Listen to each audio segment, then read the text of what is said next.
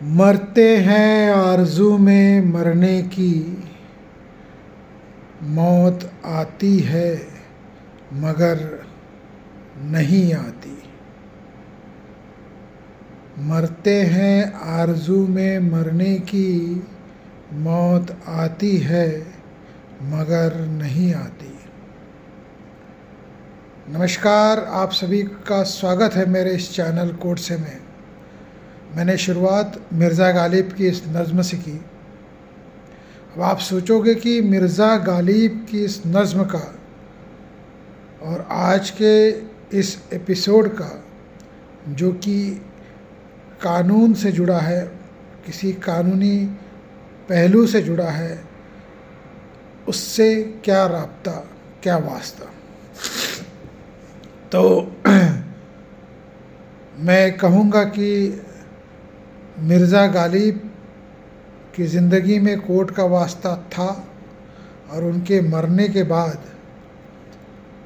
कई जजमेंट्स है अमूमन जहाँ पे पाया गया है कि जो सिटिंग जजेस हैं उन्होंने मिर्ज़ा गालिब के शेर व शायरी का हवाला दिया है। जैसे कि कई जजमेंट्स हैं जहाँ पे शेक्सपियर, चेखव और महादेवी वर्मा, रामधारी दिनकर, निराला, ऐसे कई महान जो हस्तियाँ थी लिटरेचर में, प्रेमचंद, इनका कई बारी हवाला हुआ है। अब जो मैं जजमेंट की बात करूँगा, इसमें ये जो मिर्ज़ा गालिब की जो नज़्म है, शायरी जो है, इसका जो उल्लेख किया गया है जजमेंट के शुरुआत में, वो है जस्टिस मार्कंडेय काटजू के द्वारा। जस्टिस मार्कंडेय काटजू के रिटायरमेंट के बाद में उनके बारे में जो भी ओपिनियन, डिबेट्स या उनके पॉइंट ऑफ व्यू है, वो एक अलग है बात। लेकिन एक बात तो आप सभी को माननी पड़ेगी कि जस्टिस मार्कंडेय काटजू जो है वो एक बहुत ही बेस्ट ऑथर है जजमेंट्स के। उनके जजमेंट्स के लिखने का जो स्टाइल है वो एक अनोखा है और बहुत ही दिलचस्प है।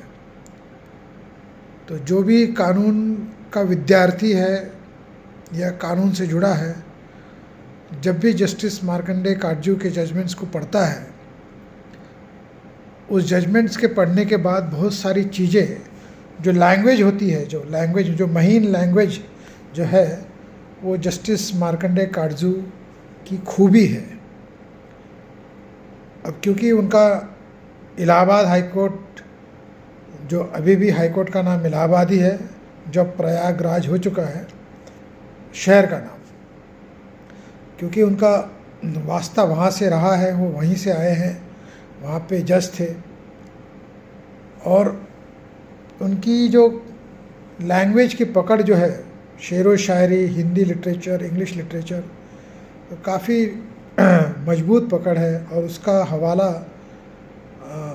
जब वो रखते हैं किसी जजमेंट में, तो कई सलीके से उससे ट्रीटमेंट मिलती है। एक महीन सी उसमें एक उसकी रेफरेंस होती है और बड़ा ही एक दिलचस्प मामला होता है जब हम उसको पढ़ते हैं। तो ये रहा उस मिर्ज़ा गालिब की कपलेट का, जस्टिस मार्कंडेय काटजू का। इस जजमेंट के हवाले जो मैं बात कर रहा हूँ, वो अपने आप में बहुत ही लैंडमार्क जजमेंट है, जहाँ पे पैसिव एथनेसिया और एक्टिव एथनेसिया जो है उसके बारे में डिस्कशन हुआ है। एक्टिव एथनेसिया जो है वो आउटराइटली रिजेक्ट कर दिया गया। एथनेसिया का कॉन्सेप्ट जो है वो इस तरह से उसे मैं अगर समझाने की कोशिश करूं कि आप जीवित हो मगर जीवित नहीं हो। आपकी मेडिकल कंडीशंस ऐसी है और इतनी डिटोरिएट हो चुकी है कि आपका जीना जो है वो एक वेजिटेटिव स्टेट है, और ऐसे में एक्टिव एथुनेसिया की अगर मैं बात करूं तो उसमें कोई मेडिकल ट्रीटमेंट के द्वारा इंजेक्ट करके आपके जीवन को नष्ट करने की प्रक्रिया जो है उसे एक्टिव एथुनेसिया कहा जाएगा। और जो पैसिव एथुनेसिया है वो मतलब आपका शरीर जवाब दे चुका है, आपकी फिज़िकल और मेंटल कैपेसिटी वेजिटेटिव स्टेट में है, और ऐसे में आपके ट्रीटमेंट को कंटिन्यू रखना उतना ही तकलीफ़देह होगा आपके शरीर को या आपके उस वेजिटेटिव स्टेट को कंटिन्यू रखने में। वो प्रक्रिया जो है अपने आप में बहुत ही तकलीफ़देह रहेगी। तो ऐसे में जो भी आपका ट्रीटमेंट है, मेडिकल ट्रीटमेंट वगैरह, उसे अगर रोक दिया जाए और आपको जो है आपके जो वेजिटेटिव स्टेट की कंडीशन है उससे आपको अगर मुक्ति दी जाए, उसे पैसिव एथुनेसिया कहा जाएगा। अब ये जो मसला था जस्टिस मार्कंडे काटजू का, जिसको उन्होंने बहुत ही सलीके से, बखूबी और बहुत महीन तरीके से डील किया। कहानी शुरू होती है मुंबई से, तब की मुंबई और 2000 के बाद मुंबई। ये कहानी शुरू होती है एक अस्पताल और एक नर्स और उसके साथ हुए हादसे के बारे में। पब्लिक डोमेन में काफ़ी जिक्र हो चुका है इस हादसे का, वाक़ये का। नर्स का नाम था अरुणा शाहनबाग। अरुणा शाहनबाग एक गवर्नमेंट हॉस्पिटल KEM में नर्स थी, और वो उसकी ड्यूटी के दौरान एक हादसे का, मैं अगर हादसा कहूँ तो ये मैं उस रेफरेंस से कहूँगा क्योंकि उसके साथ वो जानबूझकर हादसा हुआ था, उसके साथ वो घिनौना वाक़या हुआ था, जिसके तहत वहाँ के एक कर्मचारी ने, जो स्वीपर था, उसने उसके साथ दुष्कर्म किया था, और बाद में उसे जो डॉग चैन है, यानी कुत्ते को बांधने का जो पट्टा या चैन होता है, उससे उसको पूरा बांध दिया और उसके गले को बांध दिया, हाथ पैर सब बांध दिए। तो उसके बाद जो उसकी कंडीशन थी बहुत ही दयनीय थी, और लगभग सारे मेडिकल उपचार के बाद, ट्रीटमेंट के बाद, वो कंटिन्यूअस वेजिटेटिव स्टेट में KEM अस्पताल में उसका ट्रीटमेंट चलता रहा। और ये 1-2 साल नहीं, सालों साल, 4 दशक गुज़र गए। अरुणा शाहनबाग पे डॉक्यूमेंट्रीज़ हैं, मेरे हिसाब से साउथ में, मेरे हिसाब से मलयाली लैंग्वेज में, केरला में, उसी को रेफरेंस को रखते हुए फिल्म भी बनी है, मराठी में प्ले भी है, शायद इंग्लिश में भी है। और अरुणा शाहनबाग के ऊपर उसकी जो जीवन की कहानी है, उसको एक ऑथर है पिंकी वीरानी, इन्होंने, वो जो जर्नलिस्ट है पेशे से, उन्होंने उसके ऊपर किताब भी लिखी है। उनकी पूरी जीवनी उसमें मतलब लिख डाली है उन्होंने, उनकी जीवनी के बारे में ही है वो किताब, अरुणा शाहनबाग की। बहुत ही दिल को कचोटने वाली कहानी है या वाक़या है। एक रेप इंसिडेंट,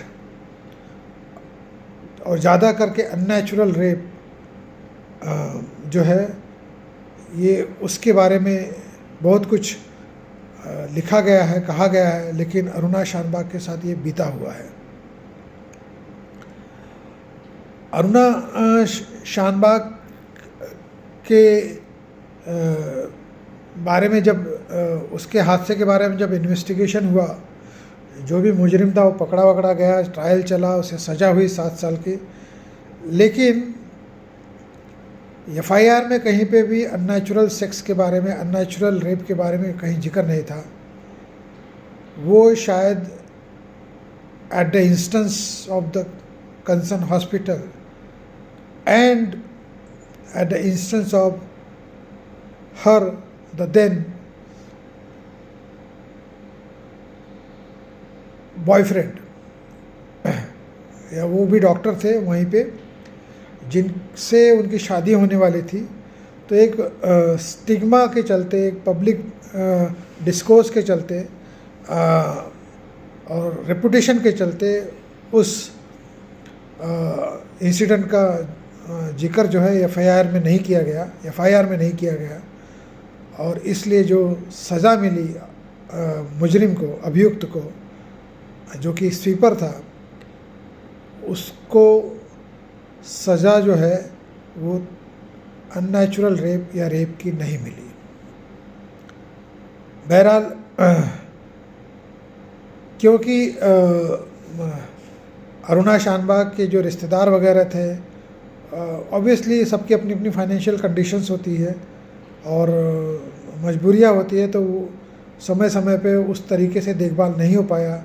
जो भी देखभाल 1-2 साल उन्होंने किया, जिन भी रिश्तेदारों ने, बहनों ने, वो समय के साथ वो भी दूर होते गए। ऐसे में अरुणा शानबाग के पूरे ट्रीटमेंट का जो जिम्मा था वो अस्पताल ने उठाया और पिंकी वीरानी ने काफ़ी ठोस इसके बारे में पहल की, इनके बारे में लिखा, रिपोर्ट्स लिखी, न्यूज़ आर्टिकल्स लिखे, नॉवेल लिखी, और उनके ही पहल पे सुप्रीम कोर्ट में एक याचिका दायर की गई आर्टिकल 32 में, जिसके तहत ये मांग की गई कि अरुणा शानबाग को पैसिव एथुनेसिया दिया जाना चाहिए। अब हालांकि जस्टिस मार्कंडे काटजू ने पूरे बहस के बाद में पिटीशन को रिजेक्ट किया। जो अरुणा शानबाग की जो पिटीशन थी पिंकी वीरानी के थ्रू, वो पिटीशन जो है वो रिजेक्ट कर दी गई। लेकिन पैसिव एथुनेसिया के बारे में गाइडलाइंस ज़रूर फ्रेम हो गई कि वो कैसे जो sitting chief justice of the high court एक कमेटी बनाएंगे, फिर एक मेडिकल बोर्ड होगा, वो एग्जामाइन करेगा, reputed social worker, medical professionals का ओपिनियन होगा, नियरेस्ट नेक्स्ट ऑफ नीन फैमिली रिलेटिव्स का कंसल्टेशन होगा, और फिर वो रिपोर्ट जो है कमेटी की वो वापस chief justice of concern high court के सामने रखी जाएगी। फिर उसके बाद में उसके ऊपर कोई कार्रवाई, जो ठोस कार्रवाई होनी चाहिए, उसके बारे में फैसला लिया जाएगा। तो डायरेक्ट पैसिव एनेस्थीसिया का जो एक्शन है वो किसी डॉक्टर या मेडिकल इंस्टीट्यूशन के हवाले नहीं छोड़ा गया, क्योंकि इसमें मिसयूज़ का बहुत बड़ा स्कोप है था। लेकिन गाइडलाइंस ज़रूर फ्रेम हो गई। तो गाइडलाइंस फ्रेम होते ही ये मतलब ओपिनियन रहा सुप्रीम कोर्ट का कि passive euthanasia under the given circumstances of the medical condition of the person undergoing the medical treatment who is in the vegetative state of mind, the passive euthanasia can be considered subject to the guidelines. और इस लिहाज से Aruna Shanbaug versus Union of India ये judgment एक अपने आप में landmark judgment है।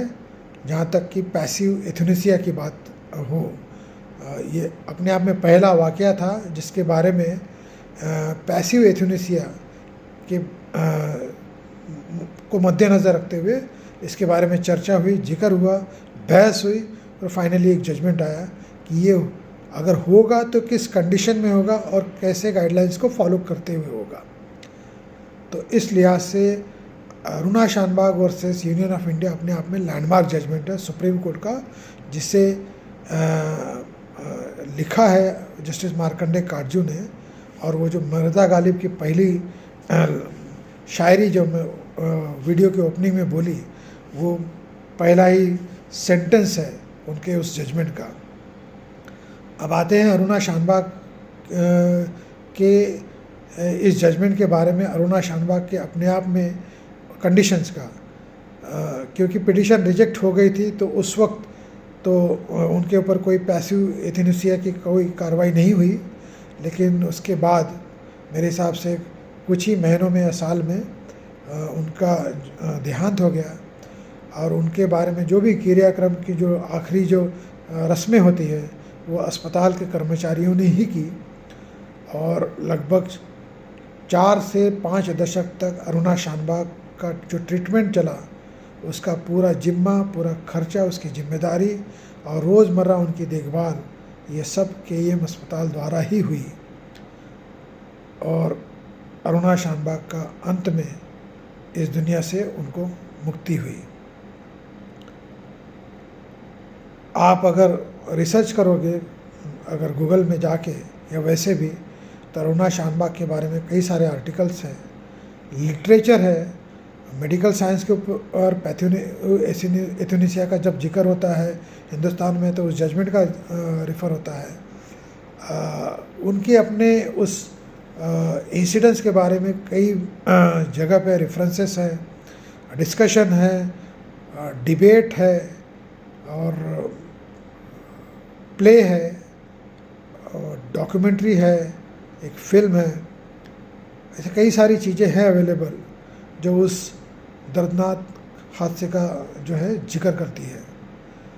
मैंने सोचा इस लिहाज से ये आज मैं वीडियो बनाऊं, जहाँ पे ये लैंडमार्क जजमेंट का जो मेरा सिलसिला है, ये श्रृंखला है जिसमें मैं बात करूँगा, उसमें मैंने सोचा कि इस जजमेंट का तो मैं ज़रूर उल्लेख करूँ, क्योंकि अरुणा शानबाग की कहानी मेरे लिए भी बहुत ही अपने आप में बहुत ही मैं कंसर्न था। उस कहानी के बारे में मैं जानना चाहता था।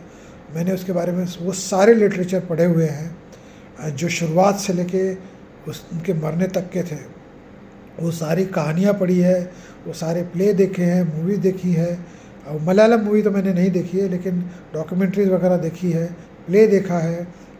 वो बुक पिंकी वीरानी की मैंने पढ़ी हुई है और मैंने भी उनके ही रेफरेंस पॉइंट ऑफ व्यू से एक उस हादसे का जिक्र करते हुए, उससे इंस्पायर होते हुए मैंने भी एक नॉवेल लिखा जिसका नाम है नॉट बिफोर आई डाई, और बाद में जिसे मैं रिपब्लिश किया नवाब के टाइटल के साथ में। तो इसी के साथ मैं आज का ये वीडियो समाप्त करता हूँ। फिर मिलेंगे अगले वीडियो में।